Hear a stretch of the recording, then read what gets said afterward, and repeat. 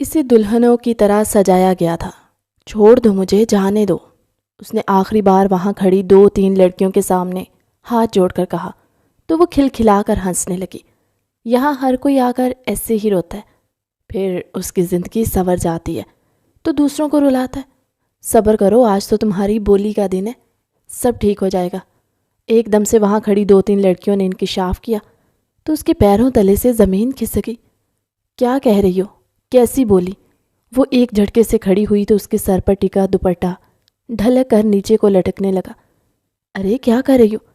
ابھی تو تمہیں تیار کیا ہے، پورا حسن خراب کر دو گی اپنا۔ دوسری لڑکی نے فوراً سے آگے بڑھ کر اس کا دوپٹہ اس کے کندھے پر دوبارہ جمایا۔ کیوں کر رہی ہو میرے ساتھ یہ ظلم؟ مجھے جانے دو، میں یہاں کی باسی نہیں ہوں۔ وہ خوبصورت ہرنی آنکھوں والی لڑکی زاروں کی تار ہونے لگی۔ بس اب چپ کر جاؤ، ہماری نرمی کا فائدہ نہ اٹھاؤ۔ ان 2 لڑکیوں نے آگے بڑھ کر اسے تھپڑ رسید کیا تو وہ پھٹی پھٹی نگاہوں سے ان کو دیکھنے لگی۔ بھرے مجمع میں اسے گھسیٹ کر لے جایا گیا۔ اس نے جیسے ہی پلکیں اٹھا کر دیکھا تو کیا دیکھتی ہے، وہاں تو لوگوں کا اتنا بڑا ہجوم جمع ہے۔ یہ شریف زادوں کا قبرستان ہے، یہاں بہت سے مردوں کی شرافت کا جنازہ نکلتا ہے۔ دیکھو یہ سب تمہارے خریدار ہیں۔ اس کی مالکن آگے آئی اور اس کا چہرہ تھوڑی سے اٹھا کر سامنے کی طرف کروایا۔ اپنی آنکھوں سے دیکھو، یہ سب تمہارے حسن کے طلبگار ہیں، تمہارے لیے بولی لگانے آئے۔ اپنے حسن کا جلوہ دکھاؤ تاکہ مجھے تمہارا کچھ تو فائدہ ہو۔ اس نے ششد نگاہوں سے اپنی مالکن کو دیکھا اور سسکیاں لے کر رونے لگی۔ بھرے منچپے میں سے لوگ آگے بڑھ کر اس کے حسن سے اپنی آنکھوں کو ٹھنڈا کرنے لگے۔ تمام لوگ آگے بڑھ کر ایک سے بڑھ کر ایک بولی لگانے لگا۔ وہ حیران پریشان کھڑی اپنی ذات کا تماشا بنتے دیکھتی رہی۔ اس کا پورا وجود زلزلوں کی زد میں تھا۔ یہ کیا ہو رہا ہے میرے مالک؟ مجھے تو بچا لے، میرا آخری اور واحد سہارا تو ہی ہے۔ اس نے بے اختیار اپنے لبوں پر دعا جاری رکھی اور نم آنکھوں سے سامنے کھڑے تماشائیوں کو دیکھنے لگی جو اس کی ذات کا تماشا بنا رہے تھے اور بولی لگا کر اسے اپنا بنانا چاہتے تھے۔ اتنی کم بولی میں یہ حسن کا پیکر کسی کو نہیں ملنے والا۔ مالکن نے آگے بڑھ کر ایک دم سے مجمع کو خاموش کروایا۔ جو صحیح بولی لگائے گا اسے ہی سب کچھ ملے گا، اور جو خاموش رہے گا وہ ہاتھ ملتا رہ جائے گا۔ یاد رکھو یہ حسن کا پیکر صدیوں میں پیدا ہوتا ہے اور پھر نصیب والوں کو ہی ملتا ہے۔ اپنی اپنی بولی لگانا شروع کرو۔ مالکن نے اشارہ کیا تو ہجوم جھپٹنے کے انداز میں آگے بڑھنے لگا۔ اس نے جب یہ دیکھا تو فوراً سے پیچھے ہٹی۔ وہ سب کچھ زندگی میں پہلی بار دیکھ رہی تھی۔ اس کا سانس اس کے سینے میں ہی اٹکنے لگا، اس کا پورا وجود کانپنے لگا۔ یا اللہ، یہ کیا تماشا ہو رہا ہے؟ میری ذات اتنی بے وقت تو نہیں تھی کہ یوں میری بھرے بازار میں بولی لگائے جائے۔ اس کی کانچ سی آنکھوں سے آنسوں کی مسلسل برسات ہو رہی تھی۔ اس کے لب کپ کپا رہے تھے، آنسو اس کے ہاتھوں کی پشت پر گر رہے تھے جنہیں وہ صاف کرنے کا کشت نہیں کر رہی تھی۔ اسے بس ایک ہی چیز کا ڈر تھا کہ اگر کسی نے بولی لگا کر اسے حاصل کر لیا، اس کی آگے کی زندگی کیسی ہوگی؟ وہ زور زور سے سانس لینے لگی۔ دل ایک دم سے اس دور سے دھڑکا کہ لگا کہ سینہ توڑ کے باہر نکل آئے گا۔ 20 لاکھ ایک دم سے مجمع میں آواز ابھری تو اس نے تڑپ کر سامنے کی طرف دیکھا۔ وہاں موجود ایک موٹا سا شخص اسے دیکھ کر کہنے لگا 20,50,000۔ مجمع میں سے فوراً سے دوسری آواز آئی تو مالکن نے محظوظ ہوتی نگاہوں سے اس شخص کو دیکھا جو اچھا خاصا کاروباری آدمی دکھائی دے رہا تھا، لیکن اپنی شرافت کی بولی لگا رہا تھا۔ 21 لاکھ روپے۔ ایک اور آواز نے اس پورے وجود کو لرزا کر رکھ دیا تھا۔ اس کے جسم نے جھٹکے کھائے اور وہ وہیں زمین پر بیٹھتی چلی گئی۔ مالکن کی آنکھیں کھل گئی۔ کیا بول رہا ہے؟ اتنی بڑی بولی آج تک کسی نے نہیں لگی۔ تمام بولی لگانے والے چپ سے ہو گئے۔ کیا یہ آخری بولی ہے؟ میں اسے آخری سمجھوں اور بولی کو بند کر دوں؟ مالکن نے اونچی آواز میں وہاں موجود لوگوں سے کہا تو وہ سب ایک دوسرے کی طرف دیکھنے لگے۔ 21 لاکھ روپے۔ بولی لگانے والا شخص دوسرے تمام لوگوں کو فاتحانہ نگاہوں سے دیکھنے لگا۔ ٹھیک ہے، تو پھر بولی بند کر دی جاتی ہے۔ مالکہ نے دیکھا کہ کافی دیر تک مجمع خاموش رہا اور کسی نے 21 لاکھ روپے سے زیادہ بولی نہیں لگائی تھی۔ اس نے ہاتھ اٹھا کر بولی ختم ہونے کا اعلان کیا۔ اس سے پہلے کہ اس کا ہاتھ پکڑ کر اسے 21 لاکھ روپے بولی لگانے والے شخص کے حوالے کر دی۔ ایک دم سے کسی نے مالکن کو روک دیا۔ ابھی میں نے تو شروعات ہی نہیں کی۔ مالکن نے بھاگتے دوڑتے مجمع میں داخل ہوتے اس شخص کو دیکھا تھا جس کے چہرے پر ہوائیاں اڑی ہوئی تھی۔ اس کا سانس پھولا ہوا تھا۔ اب تم 21 لاکھ سے زیادہ ہی بولی لگانا ورنہ سب کچھ بیکار جائے گا، مالکن نے ایک دم سے ہاتھ نچاتے ہوئے کہا تو اس شخص کی نظر اس کے برابر میں کھڑی اس حسن کی گٹھری پر پڑی جو خوفزدہ نگاہوں سے اپنے ساتھ ہونے والے تماشے کو ملاحظہ فرما رہی تھی۔ یا اللہ پلیز، یا اللہ پلیز میری مدد فرما دے۔ اس نے آخری وقت تک اپنے رب کو پکارا۔ اسے امید تھی کہ کوئی نہ کوئی معجزہ ہو جائے گا۔ 50 لاکھ روپے۔ پورے کا پورا مجمع اس شخص کی طرف مڑ گیا۔ مالکن نے پھٹی پھٹی نگاہوں سے اس شخص کی طرف دیکھا جو سکون اور اطمینان سے اس کے برابر میں کھڑی پری پیکر کو دیکھ رہا تھا، جس کے چہرے پر جیسے وقت تھم سا گیا تھا۔ اس کی ہرنی سی آنکھیں حیرت سے پھیلتی چلی گئی اور وہ ایک بار پھر سے مالکن کا ہاتھ چھڑا کر زمین پر بیٹھ کر اونچا اونچا رونے لگی۔ مجھے یہ 50 لاکھ روپے ابھی کے ابھی چاہیے۔ مالکن نے اس شخص کی بولی پر یقین نہ کیا تو ایک اور ہرباز پایا۔ اس شخص نے کچھ بھی نہ دیکھا بلکہ اپنی جیب سے فوراً سے اسے ایک چیک نکال کر دے دیا۔ چاہے تو ابھی کیش کروا لو، چاہے تو کل کروا لینا، مرضی تمہاری ہے۔ اب میرا مطلوبہ حصہ مجھے لوٹا دو۔ اس نے آگے بڑھ کر زمین پر گری ہانیہ کو ہاتھ پکڑ کر کھڑا کیا اور ایک دم سے خود کے گلے میں اوڑی شال اڑا کر سب کی نظروں سے اوجھل کر دیا۔ اس کا ہاتھ نرمی سے پکڑ کر اسے اپنے ساتھ لے جانے لگا۔ اس شخص کے اندر نہ جانے ایسی کیا کشش تھی کہ ہانیہ اپنا رونا بھول کر اس کے ساتھ چھوٹے چھوٹے قدم اٹھاتی باہر کی جانب جانے لگی۔ یہ نا انصافی ہے، یہ نا انصافی ہے۔ پہلے بولی لگانے والے کو ملنی چاہیے تھی۔ مجمع ایک دم سے بپھر گیا تو وہ شخص ایک دم سے رخ موڑ کر چلا کر کہنے لگا، اب اگر کسی نے بھی اپنی گندی زبان سے ایک بار پھر سے بولی لگانے کی کوشش کی تو میں تم سب کی زبانیں گھتی سے کھینچ نکالوں گا۔ اس شخص کی بات میں نہ جانے ایسا کیا اثر تھا کہ تمام کے تمام لوگ ایک دم سے چپ ہو کر رہ گئے۔ وہ ٹھیک کہہ رہا ہے، یہ اسی کے نصیب میں ہے، اب تم لوگ یہاں سے جا سکتے ہو۔ مجمع ایک دم سے منتشر ہونے لگا اور وہ اسے لے کر گاڑی کی طرف بڑھ گیا۔ مجھے جانے دیں، مجھے چھوڑ دیں، آپ مجھے کہاں لے جا رہے ہیں؟ اس نے جیسے گفتگو کرنے کے لیے اپنی پنکھڑی جیسے گلابی لب کھولے تو وہ جیسے اس کی مدھور سی آواز میں کھو سا گیا۔ برہان انصاری نے جیسے ہی آگے بڑھ کر گاڑی کا دروازہ کھولا تو وہ ایک دم سے رو کر کہنے لگی، یہ مناسب وقت نہیں ہے یہاں ایسی بات کرنے کا۔ اس کی گھمبیر آواز سن کر نہ جانے کیوں وہ چپ ہو کر اس کے حکم پر عمل کرنے کے لیے تیار ہو گئی۔ اندر بیٹھو۔ اس نے ایک اور حکم جاری کیا تو وہ چپ چاپ گاڑی میں اس کے ساتھ فرنٹ سیٹ پر بیٹھی۔ اس نے رخ موڑ کر ایک لمحے کے لیے اسے دیکھا۔ وہ مبہوت ہو کر رہ گیا تھا۔ اس کا حسن واقعی میں قابل دید تھا۔ آنسو اس کی پلکوں پر ابھی بھی ٹھہرے ہوئے تھے، سانسیں ابھی بھی بکھری ہوئی سی تھی۔ کیا نام ہے تمہارا؟ اس نے ایک دم سے رخ موڑ لیا۔ نہیں چاہتا تھا کہ کوئی گستاخی کر بیٹھے، ویسے بھی اب وہ اس کی ملکیت بن گئی تھی، لیکن وہ اسے اس طرح نہیں اپنانا چاہتا تھا۔ اس نے پلکیں اٹھا کر خالی خالی نگاہوں سے اسے دیکھا۔ سوچ کیا رہی ہو؟ نام بتاؤ اپنا۔ اس نے اپنے لہجے میں سختی بھری تو ایک دم سے جیسے وہ ہوش میں آئی۔ ہم جیسی لڑکیوں کا کوئی نام نہیں ہوتا، ہم پر صرف ایک ہی نام کا ٹھپا لگا ہوتا ہے اور وہ ہے طوائف۔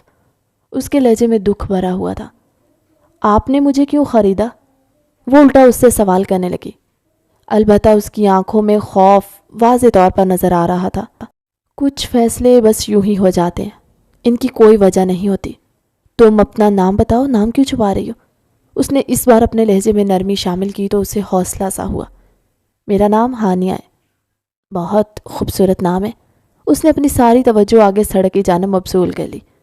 وہ گاہے بگاہے اسے دیکھتا رہا جو بار بار پریشانی کے عالم میں اپنی انگلیاں مروڑ رہی تھی۔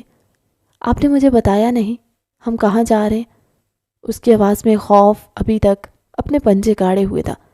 فکر نہیں کرو، برہان انصاری تمہیں بالکل بھی نقصان نہیں پہنچائے گا۔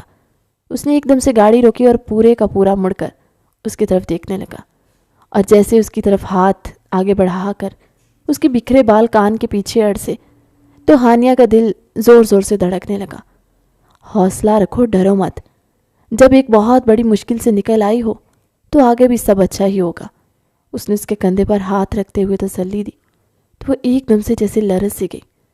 وہ سمجھ گیا تھا کہ اس کا لمس وہ بالکل بھی برداشت نہیں کر پا رہی اور کترا رہی ہے۔ گاڑی سے اترو، منزل مقصود آ گئی ہے، اس نے محبت پاش نگاہوں سے اسے تکتے ہوئے کہا اور دروازہ کھول کر فوراً سے اس کی طرف مڑا۔ اسے باہر آنے کا کہا۔ مجھے دروازہ کھولنا نہیں آتا، وہ اس کی معصومیت پر صدقے واری کیا۔ کوئی بات نہیں، میں کھول دیتا ہوں۔ باہر سے اس نے آگے بڑھ کر دروازہ کھولا تو وہ باہر نکلی۔ اس کی چادر بار بار پھس رہی تھی، میلی گدلی سی چادر اس نے اوڑھی ہوئی تھی، البتہ جو میک اپ وہاں اسے کیا گیا تھا وہ ہنوز برقرار تھا۔ اس کی حسن کے چار چاند پوری طاقت کے ساتھ چمک کر برہان انصاری کے دل میں اتر رہے تھے۔ تم یہ چادر اتار دو۔ ایک دم سے اس کا مطالبہ سن کر وہ 2 قدم پیچھے ہٹی۔ کیا کہہ رہے ہیں؟ کیا آپ بھی انہیں مردوں کی طرح جو میری بولی لگانے کے لیے ہر حد سے گزرنے کے لیے تیار تھے؟ اس کے لہجے میں صدمہ بولنے لگا۔ میرا وہ مطلب نہیں ہے، تم کیوں غلط سمجھ رہی ہو؟ اگر میں بھی انہی کی طرح ہوتا تو 50 لاکھ کی بولی لگا کر تمہیں وہاں سے آزاد نہ کرتا۔ برہان نہیں چاہتا تھا کہ اس کے دل میں اس کے لیے لمحہ بھر بھی کوئی غلط فہمی پیدا ہو۔ اس نے فوراً سے وضاحت پیش کی۔ میں تو صرف اس لیے کہہ رہا تھا کہ یہ چادر تم پر اور تمہارے حسن پر ایک داغ کی مانت ہے۔ اس نے آگے بڑھ کر جیسے اس کی چادر اتار کر کھینچنی چاہی تو اسے فوراً سے اپنی انگلیوں کی گرفت اس پر مضبوط کر لی۔ یہ کسی قیمت پر نہیں اتار سکتی، یہ میری مرحوم ماں کی نشانی ہے، اور جب جب یہ چادر میرے ساتھ ہوتی ہے میں ہر مشکل سے بچ جاتی ہوں۔ یوں لگتا ہے جیسے میری ماں میرے ساتھ ہے۔ اس کی آنکھوں سے ایک بار پھر سے سیل رواں بہنے لگے تو برہان نے ایک دم سے اس کی چادر کو چھوڑ دیا۔ مجھے نہیں پتا تھا، چلو اندر چلتے ہیں۔ اس نے ایک دم سے اس کی کلائی پکڑی اور اسے لے کر اندر جانے لگا۔ اس بار اس نے مزاحمت نہیں کی تھی کیونکہ اس کے لمس میں بے تحاشا گرمی تھی، محبت تھی، نرمی تھی۔ وہ اسے کھینچ نہیں رہا تھا، گھسیٹ نہیں رہا تھا۔ اس نے اس پر اپنی گرفت مضبوط بھی نہیں کی تھی، بس ہلکے ہاتھوں سے نرمی سے پکڑا ہوا تھا۔ وہ اسی نرماہٹ کو محسوس کرتے ہوئے اس کی آنکھوں میں دیکھنے لگی جہاں بے پناہ جذبات امڑتے ہوئے اسے نظر آ رہے تھے۔ یہ اجنبی کون ہے اور کیوں اس نے مجھے خریدا؟ کیوں مجھے وہاں سے بچایا؟ بہت سے سوال اس کے ذہن میں جنم لینے لگے، لیکن وہ پھر بھی اس کے ساتھ جانے لگی۔ سامنے اس کی نظر پڑی تو یہ ایک بہت خوبصورت اور وسیع و عریض فارم ہاؤس تھا۔ تم یہاں بیٹھ جاؤ۔ اس نے کمرے کا دروازہ کھولا اور اسے بیٹھنے کا اشارہ کیا۔ اس کے اشارے پر وہیں زمین پر بیٹھ گئی۔ زمین پر کیوں بیٹھی ہو؟ یہاں پلنگ پر میرے پاس بیٹھو۔ اس کی معصومیت پر پیار بھی آیا اور رحم بھی آیا۔ آگے بڑھ کر اسے کندھوں سے تھاما اور اسے لے کر پلنگ پر بیٹھا۔ ڈرنا چھوڑ دو۔ وہ اس کے قدموں میں بیٹھ کر اس کے چہرے پر نگاہیں جماتا ہوا بولا تو اس کی پلکیں ایک دم سے جیسے جھک سی گئی۔ کیا یہ کوئی فرشتہ ہے جو میری زندگی میں داخل ہوا ہے؟ اس نے دل ہی دل میں سوچا۔ میں فرشتہ نہیں ہوں لیکن انسان ہوں اور سینے میں دل رکھتا ہوں۔ تمہارے سوال کا جواب دے رہا ہوں۔ میں نے تمہیں کیوں خریدا؟ اس بات کا تو مجھے خود بھی نہیں پتا تھا، لیکن اس وقت تمہارے آنسو ایسا لگ رہا تھا جیسے میرے دل پر گر رہے ہیں اور میں بالکل بے بس محسوس کر رہا تھا۔ میں وہیں مجمع میں سب سے آخر میں کھڑا تھا اور یہ سارا منظر دیکھ رہا تھا۔ پھر اچانک سے وہ ہو گیا جب میں نے خود بھی نہ سوچا تھا۔ وہ وہیں گھٹنوں کے بل بیٹھے، اس کے گھٹنوں پر ہاتھ رکھے محبت باش نگاہوں سے اسے دیکھتے ہوئے کہنے لگا۔ ہانیہ اس کی اس بات پر جیسے کھو سی گئی۔ کیا اس کی زندگی واقعی میں بدل گئی تھی اللہ نے، یا پھر اس کی زندگی میں اور بہت سے امتحانات لکھ رکھے تھے؟ وہ اسے دیکھ کر سوچنے لگی۔ نہ جانے کیوں آہستہ آہستہ اس کا خوف سونے لگا تھا۔ یہ بتاؤ تم نے کچھ کھایا؟ وہ اس کے حسن میں جیسے کھونے لگا تو ایک دم سے نگاہیں پھیر کر موضوع بدل دیا اور پوچھ بیٹھا۔ نہیں، اس نے مختصر سا جواب دیا اور اپنی نگاہیں اپنے ہاتھوں پر جما دی جہاں وہ بار بار انگلیاں مروڑ رہی تھی۔ اتنی نازک اور خوبصورت انگلیوں کا برا حشر کیوں کر رہی ہو؟ اس نے ہنستے ہوئے کہا۔ ہانیہ نے ایک دم سے اپنا مشغلہ ترک کر دیا۔ کیا کھاؤ گی بتاؤ، کیا کھانا چاہتی ہو؟ اس نے اس کی طرف دیکھتے ہوئے پوچھا تو وہ نفی میں سر ہلانے لگی۔ کچھ بھی جو پیٹ بھرنے کے لیے کافی ہو۔ پچھلے 2 دنوں سے کچھ بھی نہیں کھایا، کہتے ساتھ ہی وہ زاروں کی تار رونے لگی۔ اس کی اونچی آواز، اس کا ایک ایک آنسو جیسے برہان انصاری کے وجود پر گراں گزرا تھا۔ خدا کے واسطے تم مت رویا کرو، تمہارا رونا دیکھ کر تو میں نے تمہیں خرید لیا، اب تمہارا رونا مزید مجھ سے دیکھا نہیں جاتا۔ تمہارے آنسو ایسا لگتا ہے کہ جیسے بہت سے دکھوں کی غمازی کر رہے ہیں۔ تمہیں دیکھ کر تو میں اس بات پر یقین کر چکا کہ تم بے قصور ہو۔ دل نے اپنے اندر سے آنے والی اس صدا پر لبیک کہا تھا۔ اسی دوران کمرے کا دروازہ بجا اور وہاں موجود ملازم کھانا لے کر آیا۔ برہان انصاری نے اس کے ہاتھوں سے ٹرے لی اور وہ ٹرے اٹھا کر ہانیہ کے برابر میں پلنگ پر رکھ دی۔ کھانا شروع کرو۔ اشتہا انگیز کھانے کی خوشبو آتے ہی ہانیہ کی بھوک جاگ گئی۔ اس نے جیسے ہی پہلا نوالا لینے کی کوشش کی، اس کے ہاتھ بے تحاشا ہلنے لگے۔ اس کا پورا وجود کپ کپا رہا تھا، ہاتھوں میں بے پناہ لرزش تھی۔ پہلا نوالا جیسے جیسے کہ منہ میں ڈالا، اس کی سسکیاں بلند ہوئی۔ چھوڑ دو، میں تمہیں کھلاتا ہوں۔ وہ اس کے برابر میں بیٹھ کر اس کا رخ اپنی جانب کر گیا۔ اس کے بے حد قریب تھا، یہاں تک کہ ہانیہ کی سانسیں اسے محسوس ہو رہی تھی۔ اس نے اپنے ہاتھوں سے پہلا نوالا بنایا اور ہانیہ کو کھلایا۔ وہ چپ چاپ نظر جھکائے کھانے لگی۔ تم یہاں کیسی آئی؟ تیسرا نوالا کھانے کے دوران اس نے سوال کیا تو ہانیہ نم رونے لگی۔ برہان نے اس کی طرف دیکھا۔ داستان بہت طویل ہے، آپ کہاں سے سنیں گے؟ میں کہاں سے شروع کروں؟ رات گزر جائے گی لیکن داستان ختم نہ ہوگی۔ اس نے پھیکی ہنسی ہنستے ہوئے کہا تو وہ اسے دیکھ کر رہ گیا۔ جس قدر خوبصورت اس کا رونا تھا، اس سے کہیں زیادہ خوبصورت اس کا ہنسنا تھا۔ تم یہاں کیسی آئی؟ یہی بتا دو۔ وہ اسے باتوں میں لگانا چاہتا تھا کہ وہ اپنا کھانا کھا لے۔ یتیم ہوں میں، کوئی نہیں ہے میرا اس دنیا میں۔ رشتے کے نام پر ایک سوتیلی ماں ہے اور اس کے بھائی نے مجھے اس حال تک پہنچایا۔ جو محبت کی لالچ تھی اپنے ساتھ یہاں کوٹھے پر لے آیا اور بیچ دیا۔ اس کے بعد میری قسمت نے مجھے یہاں لا کر کھڑا کر دیا۔ اب سوچ رہی ہوں نہ جانے کیا ہوگا۔ کاش میں انسانی وجود ہی نہ رکھتی تو کس قدر خوبصورت ہوتا۔ میں کوئی پرندہ ہوتی، اڑ کر کہیں بھی چلی جاتی، واپسی پر کوئی بھی پوچھنے والا نہ ہوتا۔ اس نے اپنے لہجے میں اجنبیت محسوس کرتے ہوئے کہا تو اسے دیکھ کر رہ گیا۔ بعض رشتے بہت تکلیف دہ ہوتے، نہ میں مانتا ہوں اس بات کو، اور بعض ایسے ہوتے ہیں جو مرہم رکھ دیتے آپ کے زخموں پر۔ اس نے کھانے کی پلیٹ پرے کی اور ایک دم سے اس کے ہاتھ پر اپنا ہاتھ رکھ کر کہا تو وہ اسے زار کی زار پلکیں اٹھا کر دیکھنے لگی۔ اس کی آنکھوں سے نکلنے والے آنسوؤں کو اپنی انگلیوں کے پوروں پر چننے لگا۔ اس نے کرب سے اپنی آنکھیں مینچ لی۔ اب میرا مستقبل کیا ہوگا؟ اس نے ایک دم سے سوال کیا تو اس کا ہاتھ ہوا میں ہی معلق رہ گیا۔ تمہارا مستقبل، برہان نے زیر لب دہرایا۔ تمہارا مستقبل میرے ساتھ لکھا۔ وہ ایک دم سے مسکرا دیا۔ وہ گھنی لمبی پلکیں اٹھا کر اسے دیکھنے لگی۔ کیا مطلب؟ وہ اب بھی نہ سمجھی تھی۔ کچھ بھی نہیں، بس تم رونا بند کرو اور کچھ دیر بعد باہر آ جانا جہاں میں تمہیں آواز دوں۔ ہانیہ تو اس نے اس کا نام اس قدر محبت سے پکارا تھا کہ ہانیہ کو پہلی بار اپنے نام سے محبت ہوئی۔ وہ جانے کے لیے کھڑا تھا اور جیسے ہی مڑنے لگا تو ہانیہ پکار اٹھی، مجھے ڈر لگ رہا ہے، خدا کے واسطے نہ جائے۔ وہ کپ کپانے لگی تھی۔ جو کچھ اس کے ساتھ ہوا تھا اس نے اس کے ذہن پر گہرا اثر چھوڑا تھا۔ وہ ایک دم سے مڑا، گھٹنوں کے بل اس کے پاس بیٹھا، اس کی تھوڑی اٹھا کر چہرہ اونچا کیا۔ آج کے بعد تمہیں مجھ سے ڈر نہیں لگے گا، نہ کسی اور سے، کیونکہ تم برہان انصاری کی زوجہ بننے والی ہو۔ اس نے جیسے اس کی سماعتوں پر دھماکہ کیا تھا، وہ خالی خالی نگاہوں سے بس اسے دیکھتے ہی رہ گئی، جو سچ میں اس کے لیے فرشتہ ثابت ہو رہا تھا۔ کیا آپ سچ کہہ رہے؟ وہ شدید حیران تھی۔ مجھے لگا تھا آپ مجھے کسی محفوظ پناہ گاہ میں چھوڑ دیں گے اور میری زندگی ایک بار پھر سے ویسی ہو جائے گی، وہاں سے میں شاید دوبارہ کوٹھے پر پہنچا دی جاؤں۔ اس سے ابھی تک اپنی قسمت پر یقین نہیں آ رہا تھا۔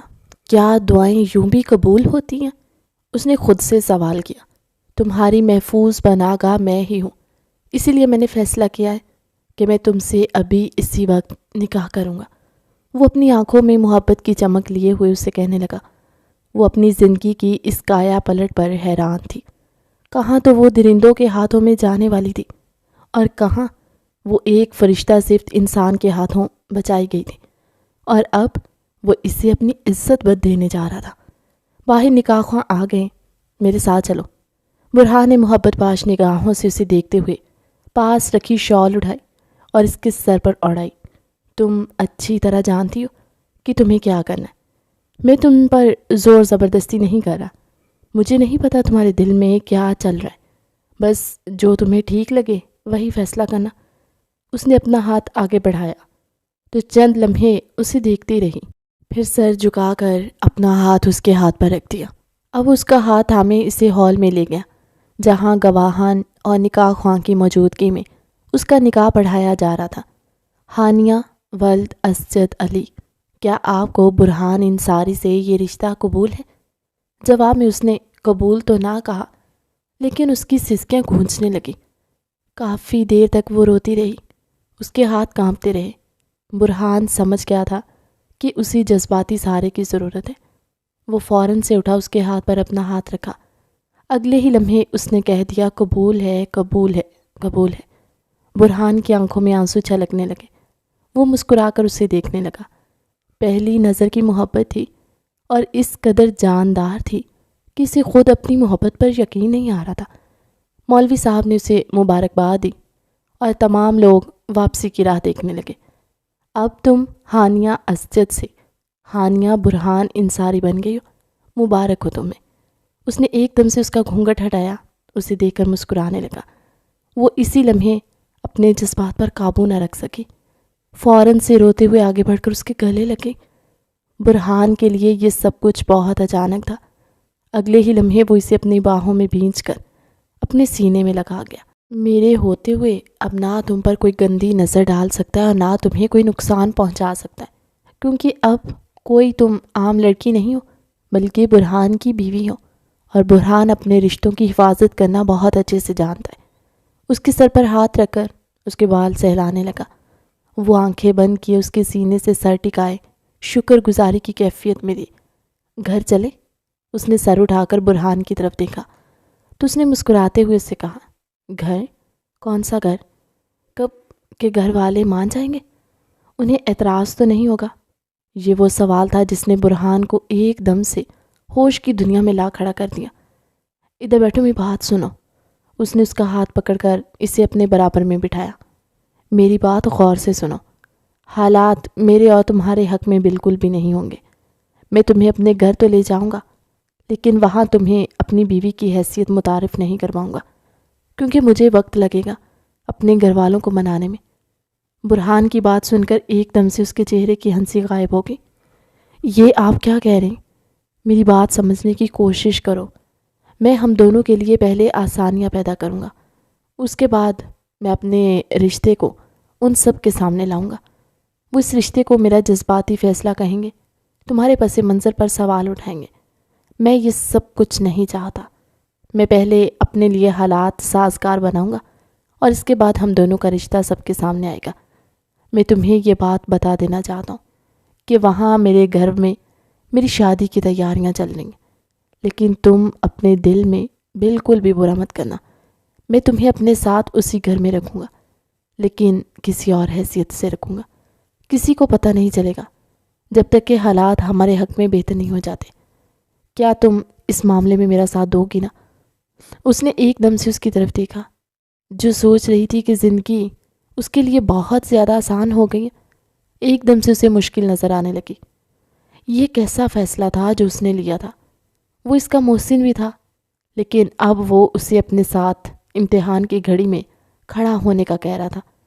کیا اسے ہاں کہہ دینا چاہیے یا پھر اسے منع کر دینا چاہیے؟ وہ اسی سوچ میں، اسی کشمکش میں مبتلا تھی۔ بتاؤ، جواب دو۔ تم چلو گی نا میرے ساتھ میرے گھر میں؟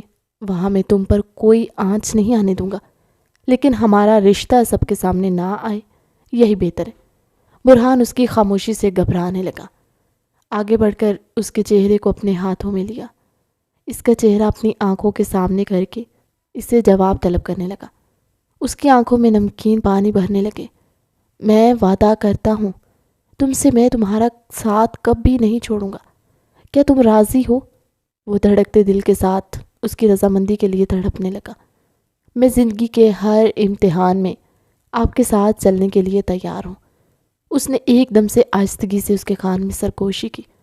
برہان کے لبوں پر جاندار مسکراہٹ ابھری جو کچھ دیر پہلے غائب ہو چکی تھی۔ ماما، یہ برہان کہاں رہ گیا ہے؟ کیا اسے نہیں پتا کہ آج میری مہندی رکھی گئی ہے؟ دلہے کو تو لازمی ہونا چاہیے نا۔ یہ اقصیٰ تھی جو برہان کی منگیتر تھی، اور اب ان دونوں کی شادی کی تیاریاں چل رہی تھی۔ آج مہندی کا فنکشن تھا۔ وہ پیلے رنگ کے خوبصورت سے لباس میں ملبوس تھی کہ جب اس نے اپنی والدہ سے پوچھا تھا، آ جائے گا، تمہیں تو پتہ ہے نا کہ اس کے ارجنٹ کام نکلتے رہتے ہیں، اسی سلسلے میں کہیں گیا ہوگا۔ اس سے پہلے کہ وہ اپنی بات مکمل کرتی، انہیں برہان کی گاڑی کا ہارن سنائی دیا۔ لو، کر لو بات، اس کی عمر ماشاءاللہ بہت زیادہ ہے۔ ابھی اسے یاد کیا اور وہ حاضر ہو گیا۔ تائی جان نے مسکراتے ہوئے اپنی بیٹی اقصیٰ سے کہا تو وہ بھاگتے دوڑتے اس کے پاس جانے لگی۔ تبھی چچی جان نے، جو برہان کی والدہ تھی، ایک دم سے اسے روک دیا۔ ارے ارے بیٹا، یہ کیا کر رہی ہو؟ تمہاری مہندی ہے اور تم اس طرح باہر نہیں جا سکتی۔ چچی جان نے ایک دم سے اس کا ہاتھ پکڑ لیا تو وہ مایوس ہو کر انہیں دیکھنے لگی۔ چچی جان، جانے دینا، یہ تو صرف کہنے کی بات ہے۔ مجھے برہان سے بات کرنی ہے کہ وہ کہاں رہ گیا تھا، کل سے غائب ہے، نظر ہی نہیں آ رہا، وہ منہ بسورتے ہوئے کہنے لگی تھی۔ تو چچی جان نے اس پر رحم کیا۔ اچھا چلو جاؤ، اس سے پہلے کہ وہ بھاگ کر دروازے کے پاس جاتی۔ برہان اسے اندر داخل ہوتا دکھائی دیا۔ کہاں تھے؟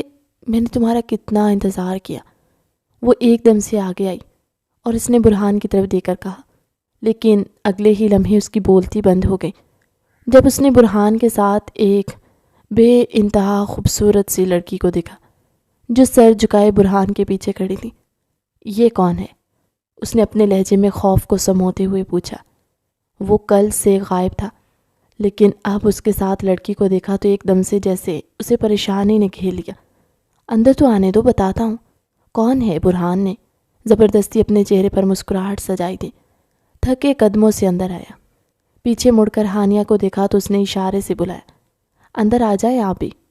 ہانیہ سنتے ساتھ چھوٹے چھوٹے قدم اٹھاتی وہی لاؤنج میں رکھے صوفے پر برہان کے کہنے پر بیٹھی۔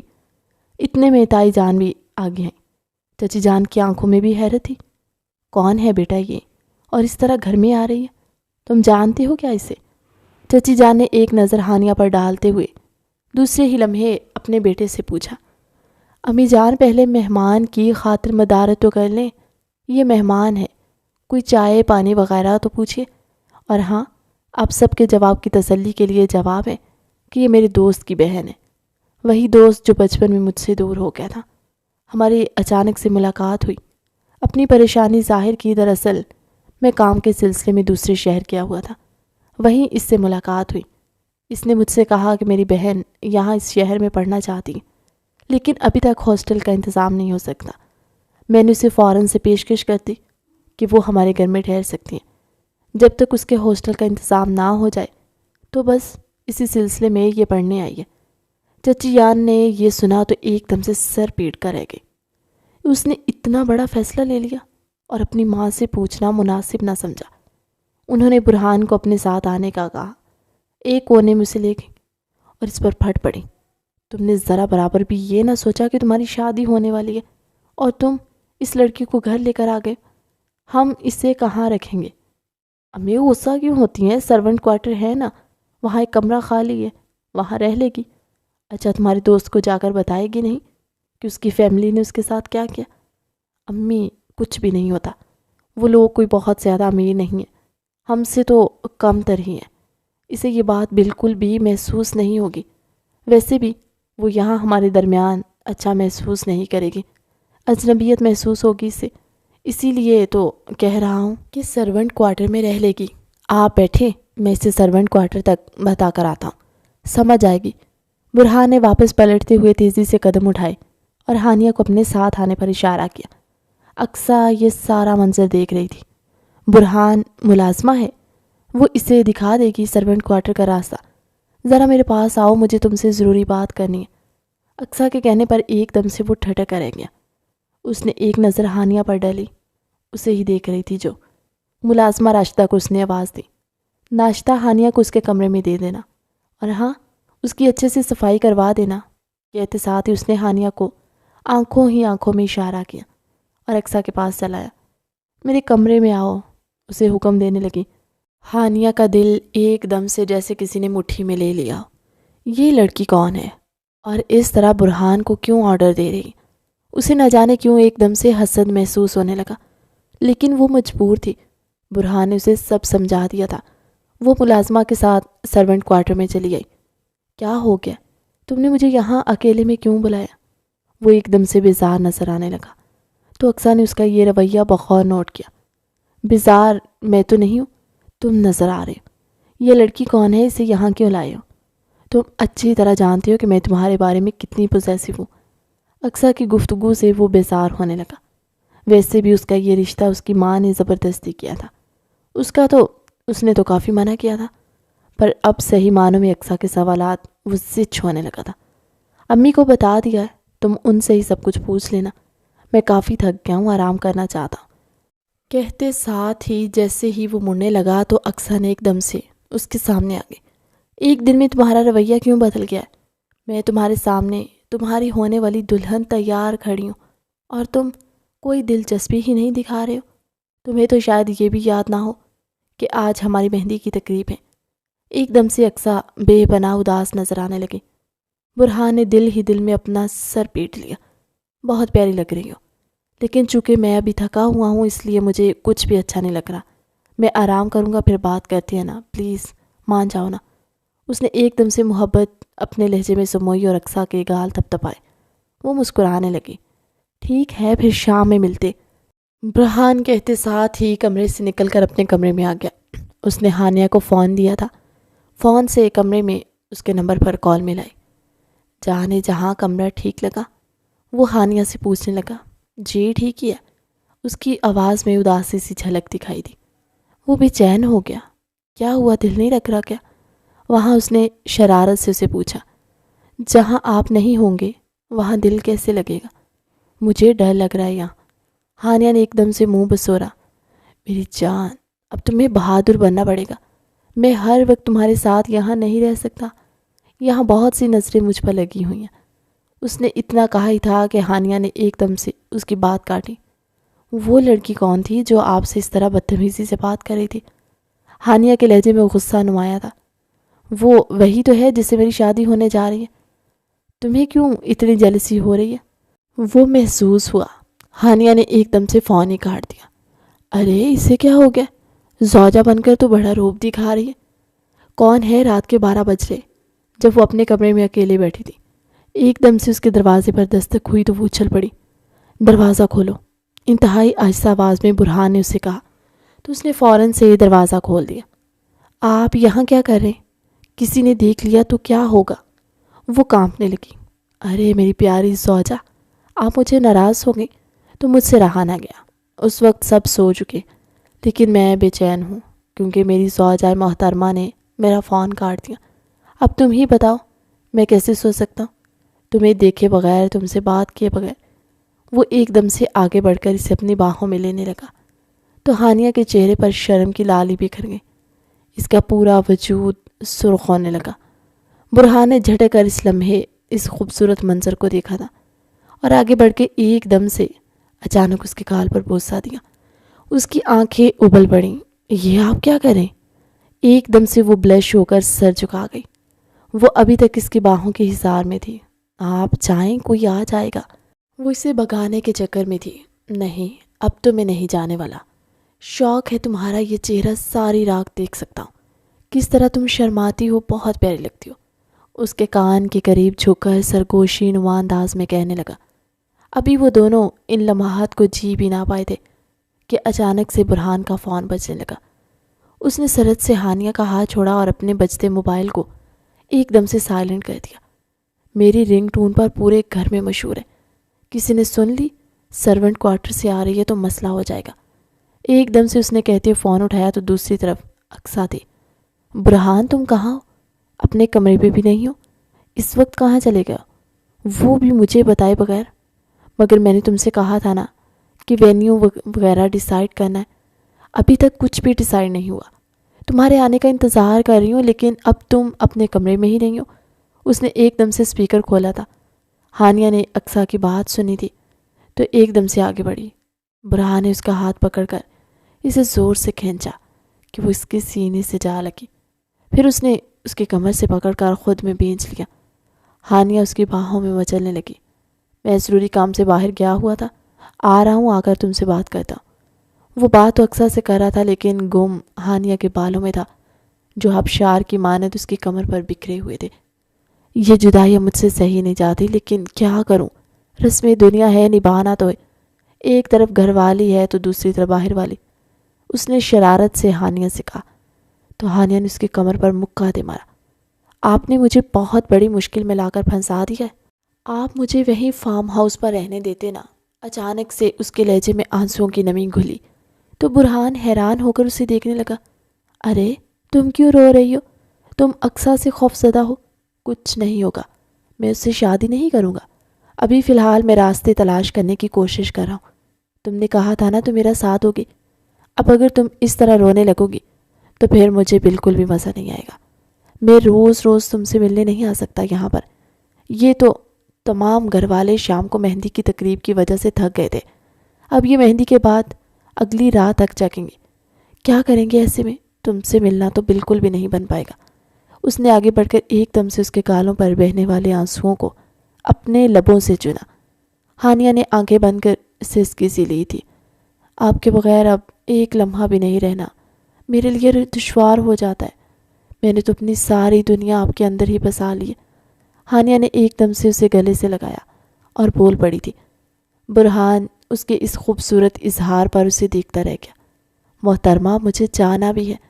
اگر آپ اس طرح مجھ سے لپٹی رہیں گی تو میرا جانا دشوار ہو جائے گا اور شادی کی پہلی رات یہیں پر ہو جائے گی۔ اس نے ہانیہ کے کان کے پاس مدھور سی آواز میں سرگوشی کی۔ دوسرے ہی لمحے وہ اس سے الگ ہوئی اور رخ موڑ گئی۔ برہان اس کی اس ادا پر مسکراتے ہوئے کمرے سے تیزی سے نکل گیا۔ جاتے جاتے وہ یہ کہنا نہ بھولا کہ کل ملتے ہیں۔ بات سنو نوشہرہ، پچھلے دنوں جس سوٹ کا آرڈر میں نے کینسل کروایا تھا وہ سوٹ مجھے دوبارہ چاہیے۔ مجھے ارجنٹ لا کر دو، اور ہاں، یہ بات کسی کو بھی مت بتانا۔ برہان فون پر اپنے ملازم سے کہہ رہا تھا۔ سر، یہ لیجیے آپ کا آرڈر۔ 2 دن بعد اس نے اسے یہ سوٹ لا کر دیا تو اس نے ہاتھ پھیر کر اس کی کوالٹی چیک کی۔ وہ واقعی میں وہی تھا جو اقصیٰ نے پسند کیا تھا، لیکن پھر اس نے یہ کہہ کر اقصیٰ کو روک دیا تھا کہ یہ بہت ہیوی ہے اور مجھے ہیوی ڈریس پسند نہیں۔ لیکن اب یہی ڈریس اس نے ہانیہ کے لیے خریدا۔ ہانیہ باغیچے میں ٹہل رہی تھی جب اس نے اشارے سے اسے اپنے پاس بلایا۔ وہ سرونٹ کوارٹر کی پچھلی طرف پتلی گلی میں کھڑا اسے اپنی طرف متوجہ کرنے میں کامیاب ہو گیا۔ کیا ہوا ہے؟ آپ اس طرح مجھے کیوں بلا رہے ہیں؟ وہ فوراً سے آس پاس دیکھتی ہوئی اس کے قریب آئی تو اس نے ہاتھ میں پکڑا ڈبہ اسے تھما دیا۔ یہ لو، یہ چیک کر لینا، پہن کر فٹنگ وغیرہ ٹھیک ہے؟ اور ہاں، کل جو فنکشن ہے نا شادی کا، اس میں تم یہ پہنو گی۔ میں تمہیں اس ڈریس میں دیکھنا چاہتا ہوں۔ اس نے ڈبہ تو اس کے ہاتھ سے لے لیا، لیکن آنکھیں چھوٹی کر کے اسے دیکھنے لگی۔ آپ اب کیا سوچ رہے ہو؟ شکریہ مت کہنا، تمہارا شوہر ہوں، تمہارے لیے اتنا تو کر ہی سکتا ہوں۔ اس نے سینے پر بازو لپیٹے ہوئے اسے مسکرا کر دیکھا۔ سوچ رہی ہوں کیسا شوہر ملا ہے، اپنی شادی پر بیوی کو سوٹ دے کر کہہ رہا ہے کہ تم سب سے زیادہ چمکتی ہوئی نظر ہو، جبکہ شادی وہ خود کسی اور سے کر رہا ہے۔ ہانیہ کی بات سنتے ایک لمحے کے لیے اسے زوروں کی ہنسی آئی۔ یار ڈرامہ ہے، تمہیں پتہ تو ہے کیوں جیلس ہوتی ہو۔ ایک دم سے وہ آگے آیا اور اسے اپنی باہوں میں لینے لگا۔ اس نے ایک جھٹکے سے اسے دور کر دیا۔ کیا کریں آپ؟ آس پاس تو دیکھ لیں، کوئی ہمیں دیکھ لے گا تو پھر سارا راز کھل جائے گا۔ وہ اس کی اچانک حرکت پر بکھلا کر رہ گیا۔ فوراً سے اسے خود سے دور کر کے کہنے لگے، تم فکر مت کرو، یہ شادی ہرگز نہیں ہوگی، صرف ایک ڈرامہ ہے، اور اس ڈرامے میں چاہتا ہوں کہ میری بیوی سب سے اچھی دکھے۔ اس نے آگے بڑھ کر اس کے بال سہلائے۔ ایک بات اور بتائیں مجھے۔ وہ وہیں کھڑے کھڑے کسی گہری سوچ میں تھی جب اچانک سے اسے مخاطب کر کے کہا۔ وہ ہمدن گوش ہوا اور اس کے بے حد قریب آ کر کھڑا ہو گیا۔ کہیے نا میری جان، آپ کی بات سننے کے لیے تو ہم ہر وقت بےتاب رہتے ہیں۔ آپ یہ ڈرامہ کریں، اقصیٰ کا دل تو ٹوٹ کر بکھر جائے گا، اسے کتنا دکھ ہوگا۔ آپ اسے حقیقت بتا کیوں نہیں دیتے؟ میں صدقے میری بیوی ہو کر تم اپنی سوتن کے جذبات کے بارے میں سوچ رہی ہو؟ تمہیں تو 7 توپوں کی سلامی، بلکہ 7 کم پڑ جائیں گے۔ تمہیں بالکل میں 21 توپوں کی سلامی دوں گا۔ وہ ہنستے ہوئے کہنے لگا تو ہانیہ نے آگے بڑھ کر اس کے کندھے پر ایک مکہ رسید کیا۔ تو مائی ڈیئر وائف، بات کچھ یوں ہے کہ اقصیٰ کو میں نے پہلے ہی خبردار کر دیا تھا کہ میں اسے محبت نہیں کرتا ہوں۔ سمجھو زبردستی کا رشتہ طے ہوا ہے اور میں زبردستی کا دلہا بنا ہوں۔ مجھے اس شادی میں پہلے دن سے کوئی انٹرسٹ نہیں تھا اور تمہارے بعد مجھے کوئی اور دکھائی ہی نہیں دیتا۔ اقصیٰ کو میں نے کافی بار سمجھایا، وہ کہتی ہے تمہیں مجھ سے شادی کی بات محبت ہو جائے گی، لیکن میں انسان ہوں، اسے صرف اپنے جذبات کی فکر ہے۔ پر اب وہ بھی مزہ چکھ لے گی۔ میں وہ دن نہیں بھول سکتا جب اس نے سب کے سامنے یہ کہا تھا کہ وہ شادی کرے گی تو صرف برہان سے، ورنہ زہر کھا کر مر جائے گی، اور اس کے دباؤ میں آ کر سب نے مجھے زبردستی اس کے ساتھ جوڑ دیا۔ اب وقت ہے کہ میں اسے اس کی اصلیت سے آگاہ کروں۔ تم کیوں فکر کرتی ہو؟ تمہیں میں نے کہا ہے نا، بس ایک کام میں پھنسا ہوں، جب وہاں سے نکلوں گا تو ساری سچائی ان کے سامنے لا کر رکھ دوں گا۔ تم فکر مت کرو، 1 ہفتے بعد نکاح ہے، لیکن یہ نکاح نہیں ہوگا، بلکہ اقصیٰ کی جگہ تم میرے سامنے بیٹھی ہوگی اور ہم دونوں کا نکاح سب کے سامنے ہوگا۔ اس نے ایک دم سے اپنا ہاتھ اس کی گردن پر لے جاتے ہوئے اسے اس قدر قریب کر لیا کہ ہانیہ نے بے اختیار اپنی آنکھیں بند کر لی۔ اس کا دل زور سے دھڑکا۔ چھوڑ دیں، کوئی آ جائے گا، اس نے کہا تو ایک دم سے وہ اس سے الگ ہوا۔ پاس ہی کسی کے قدموں کی آواز آئی تو وہ اسے ہاتھ ہلاتے ہوئے اسے دور ہو گیا۔ اسے خود سے دور جاتا دیکھتی رہی۔ اس کی زندگی میں یہ ایک حسین اضافہ تھا، وہ اس پر جتنا شکر ادا کرتی کم تھا۔ ارے برہان بیٹا، اپنی مہمان کو تو بلاؤ، وہ 2 دن سے اپنے کمرے میں بند ہے، ہمارے ساتھ بیٹھ کر ناشتہ کرے۔ چچی جان نے برہان سے کہا تو وہ جیسے ہی اپنی سیٹ سے کھڑا ہوا، اقصیٰ نے اس کا ہاتھ پکڑ کر اسے بٹھا دیا۔ چچی جان، برہان کو کیا ضرورت ہے اسے بلانے کی؟ ملازمہ ہے نا۔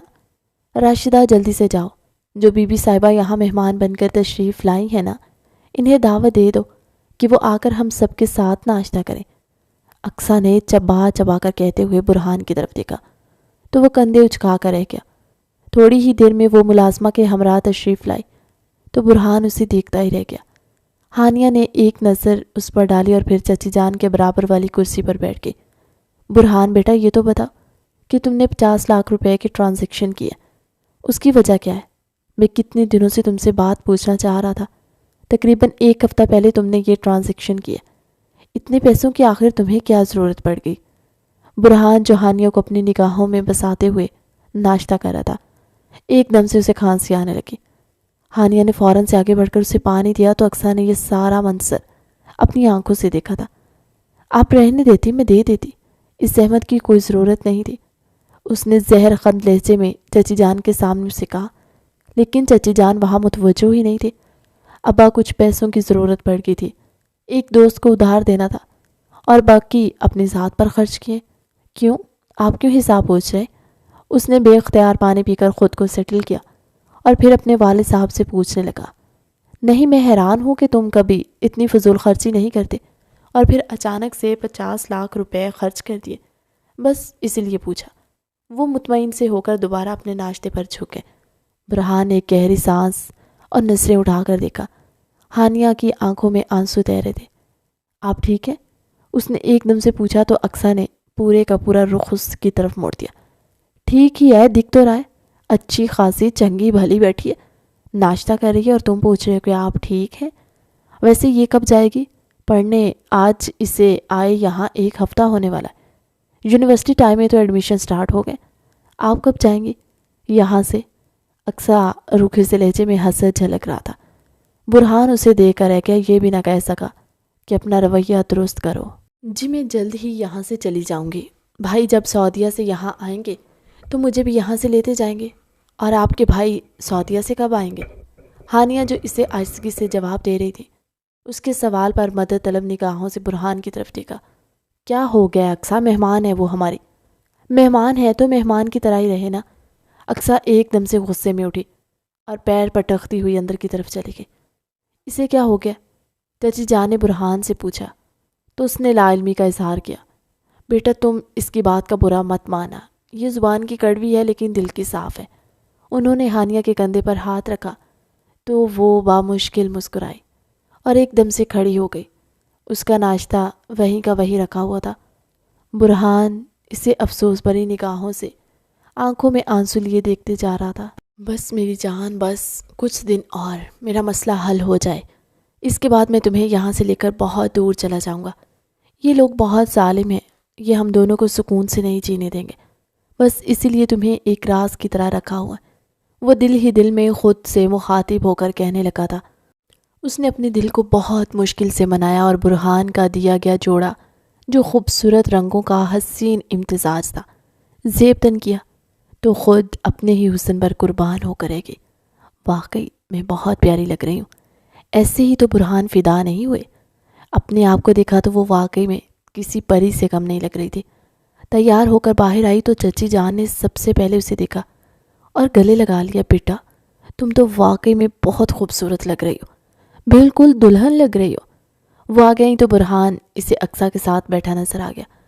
وہ خود بھی بہت ہینڈسم دکھائی دے رہا تھا۔ چاکلیٹی رنگ کے شلوار قمیض میں ملبوس اس نے جیسے نظر اٹھا کر ہانیہ کی طرف دیکھا، فوراً سے دل پر ہاتھ رکھا اور اسے آنکھ مار کر اپنی طرف متوجہ کیا۔ ہانیہ بھی مسکرا کر رہ گئی۔ یہ تو وہی جوڑا نہیں ہے جو میں نے پسند کیا تھا۔ اقصیٰ کی یادداشت بہت تیز تھی۔ کون سا جوڑا؟ کس جوڑے کی بات کر رہی ہو؟ برہان نے اداکاری کی۔ میری یادداشت کمزور نہیں ہے، مجھے اچھی طرح یاد ہے یہ وہی جوڑا ہے جو تم نے ریجیکٹ کر دیا تھا۔ اس کے پاس کہاں سے آیا؟ اتنا مہنگا جوڑا تھا، اسے کس نے خرید کر دیا؟ اس نے کونکھیوں سے برہان کی طرف دیکھا، لیکن وہ اس کی طرف متوجہ نہیں تھا۔ دھال میں ضرور کچھ کالا ہے، تم دونوں مجھ سے ضرور کچھ چھپا رہے ہو۔ اگر تم دونوں میں سے کوئی بھی ایک دوسرے کے لیے منفس نکلا تو میں تم دونوں کو موت کے گھاٹ اتار دوں گی۔ اقصیٰ معاملے کی تہہ تک پہنچ رہی تھی۔ تقریب ختم ہوتے ہی اس نے اپنی جیولری اتار کر پھینکی اور ملازمہ سمینہ کو بلایا، جو وہیں سروٹ کوارٹر کے ارد گرد کی ذمہ داری سنبھالے ہوئے تھی۔ کیا خبر ہے؟ میں نے تمہیں کہا تھا ان دونوں پر نظر رکھنا۔ بی بی جی اللہ معاف کرے، میں نے تو جو کچھ دیکھا ہے وہ بتانے کے قابل بھی نہیں۔ برہان صاحب تو ان کے کمرے تک پہنچے ہوئے تھے، اور کل تو میں نے دیکھا کہ ان سے گلے ملے ہوئے تھے۔ یہ سنا تھا کہ اقصیٰ نے آگے بڑھ کر ڈریسنگ ٹیبل پر پڑی ساری چیزیں مار کر گرا دی۔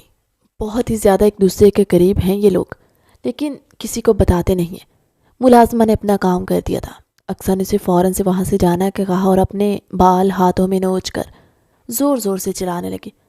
تم میرے ساتھ دھوکہ کر رہے ہو، میں تمہیں کبھی معاف نہیں کروں گی۔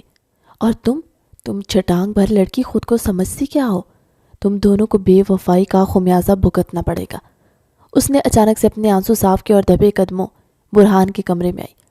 وہاں کوئی بھی موجود نہیں تھا۔ ویسے بھی اس وقت وہ اپنے دوست سے ملنے گیا ہوگا۔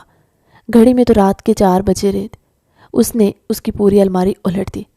اسی دوران اسے کاغذ نظر آیا۔ اس نے جھک کر اسے اٹھایا تو وہیں بیٹھتی چلی گئی۔ وہ کاغذ نہیں تھا، موت کا پروانہ تھا جو اقصیٰ کے ہاتھ لگا تھا۔ میں تم دونوں کو کبھی معاف نہیں کروں گی، خون آلود نگاہوں سے اس نے کہا۔ کاغذ کو دیکھا اور پھر ان دونوں سے دل ہی دل میں مخاطب ہو کر کہنے لگی۔ اس کے ذہن میں کیا چل رہا تھا یہ کسی کو معلوم نہیں ہو سکا۔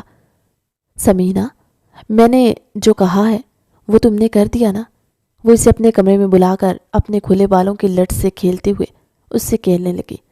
جی بی بی صاحبہ، میں نے ان کے کمرے میں ان کی غیر موجودگی میں پیٹرول چھڑک دیا، اور جب آپ اشارہ کریں گی تو میں وہاں کھڑکی سے کھڑے ہو کر لائٹر پھینک دوں گی۔ دھماکہ ہو کر وہ کمرہ جل جائے گا۔ اسی دوران آپ کے کہنے پر میں نے وہاں موجود تمام ملازموں کو چھٹی دے دیا۔ سمینہ نے اسے اطلاع دی تو وہ زہر خوند لہجے میں ہنسنے لگی۔ اب مزہ آئے گا، یہ دونوں مجھے بیوقوف بنانے چلے تھے۔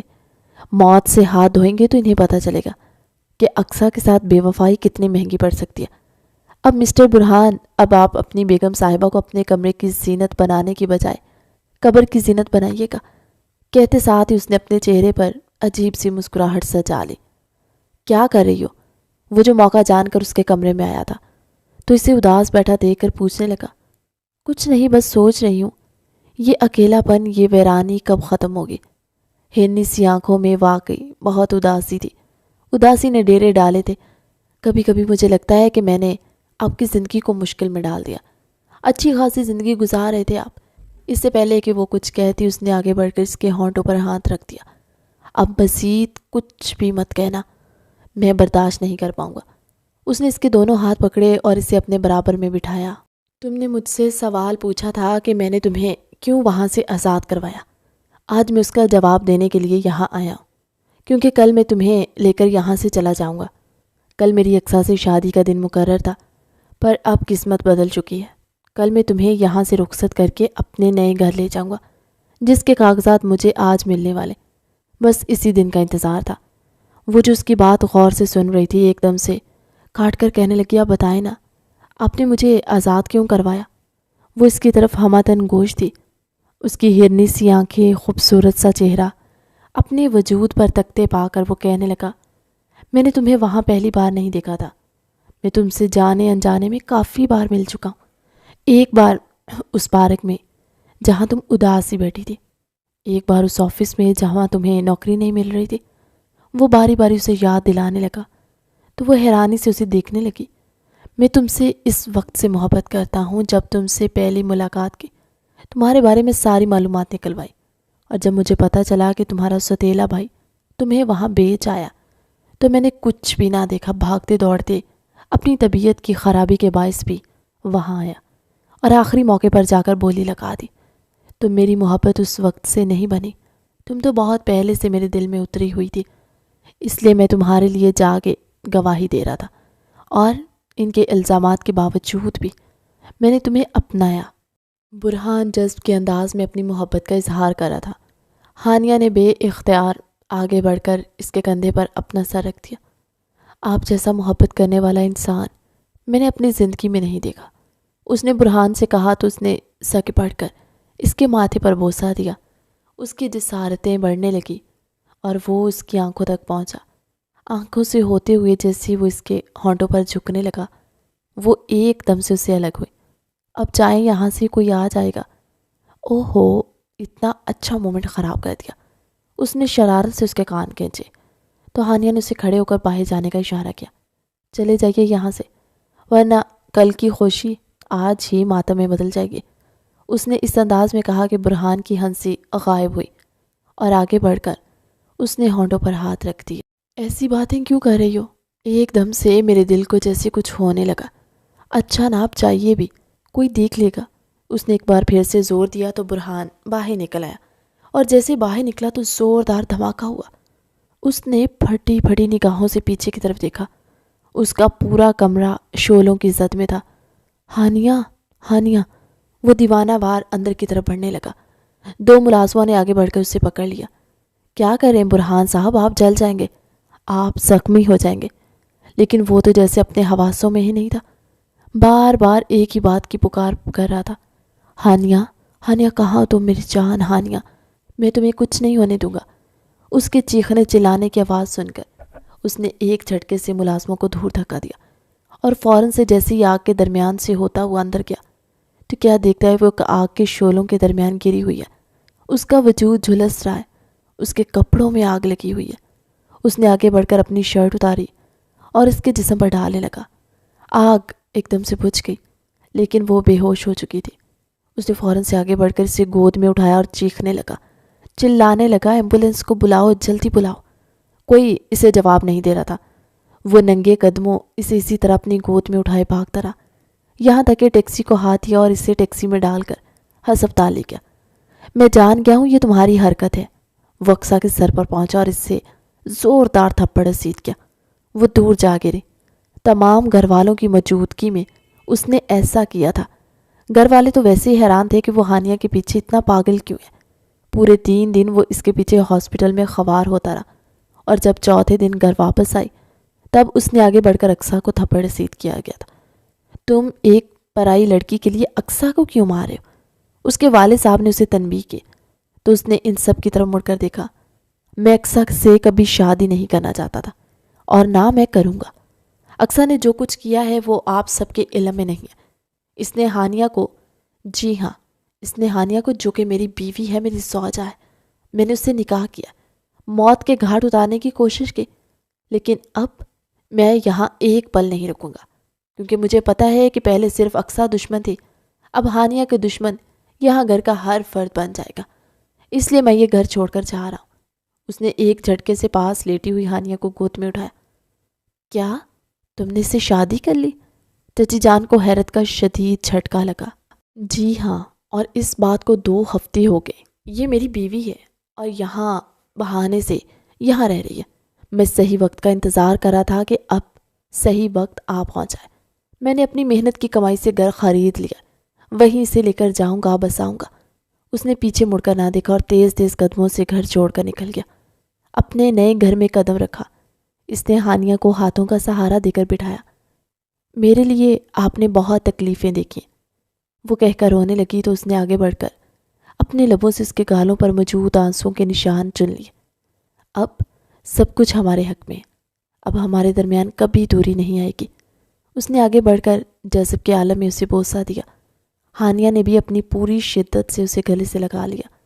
وہ دونوں یکجان 2 قلب بنے تھے۔ محبت ان کے دلوں پر برس رہی تھی۔ وہ اپنی محبت کی برسات میں ہانیہ کو بھگو رہا تھا اور ہانیہ نے اپنا آپ اسے سونپ دیا۔ کافی دنوں بعد ان دونوں کے ایک دوسرے کا ساتھ نصیب ہوا تھا۔ اب ہم دونوں کو کوئی ایک دوسرے سے جدا نہیں کر سکتا، اس نے کہتے ساتھ ہی اس کی گردن کو لبوں سے چھونا شروع کیا۔ ہانیہ خود میں سمٹتی چلی گئی۔ محبت ان کے دلوں پر نازل ہو رہی تھی اور وہ محبت کو اپنی جھولی میں سمیٹ کر خوش آمدید کہہ رہے تھے۔ کہانی کیسی لگی کمنٹ سیکشن میں اپنی قیمتی رائے کا اظہار ضرور کیجیے گا۔ ملتے ہیں ایک نئی کہانی کے ساتھ اگلی ویڈیو میں، تب تک کے لیے اللہ حافظ۔